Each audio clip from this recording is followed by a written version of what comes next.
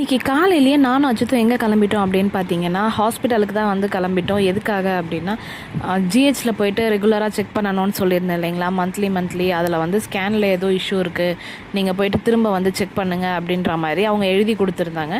So அதுக்காக காலையிலேயே வந்து மார்னிங் பிரேக்ஃபாஸ்ட், அதுக்கப்புறம் மத்தியானம் லஞ்ச் ரெண்டுத்துக்கும் சேர்த்து வெஜிடபிள் பிரிஞ்சு சாதம் மாதிரி அதாவது வெஜ் பிரியாணி மாதிரி செஞ்சுட்டு எடுத்துகிட்டு நாங்கள் 2 பேருமே வந்து ஹாஸ்பிட்டல் போயிட்டோம். ஹாஸ்பிட்டலுன்றதுனால நான் மாஸ்க்கு இதெல்லாம் போட்டுட்டு இருந்தேன். ஏன்னா ஜிஹெச்சில் ரொம்பவே க்ரௌடாக இருக்குது. அங்கே போயிட்டு ஸ்கேன்லாம் எடுத்துகிட்டு செக் பண்ணதுக்கப்புறம் எந்த இஷ்யூவும் இல்லை அப்படின்னு சொல்லிட்டாங்க. மேபி அப்போ எனக்கு பார்த்த அந்த ஜிஹெச் டாக்டர் வந்து அவங்களுக்கு தெரியாமல் சொல்லியிருக்கலாம் அப்படின்ட்டு நானும் வந்து விட்டுட்டேன். ஓகே, எந்த பிரச்சனையும் இல்லை, அது வரைக்கும் சந்தோஷம் அப்படின்ட்டு விட்டுட்டு அங்கேருந்து நாங்கள் வந்து கிளம்பிட்டோம். அந்த கலைஞர் செஞ்சுனரி அப்படின்ற ஒரு ஜிஹெச் ஹாஸ்பிட்டல் வந்து கிண்டியில் இருக்குது. அங்கே தான் வந்து எழுதி கொடுத்துருந்தாங்க. அங்கே தான் போயிட்டு நாங்கள் ஸ்கேனுக்கு வந்து எடுத்திருந்தோம்.